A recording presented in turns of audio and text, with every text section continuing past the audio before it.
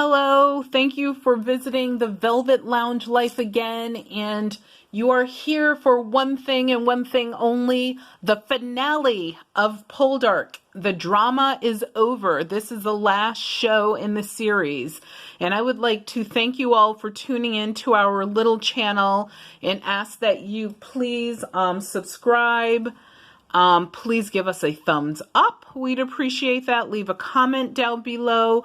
The next series we will be spoiling and reviewing for you will be Outlander, which starts here in the United States shortly. So without further ado, let's get into Poldark, the finale.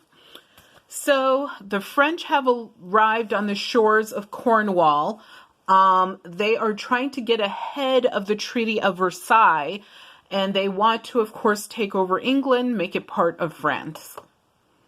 Tess is involved in all of the plots that are bad, as you know, and she is actually working for the French, and Ross is pretending he's on their side, so a little bit of a spy game is beginning here.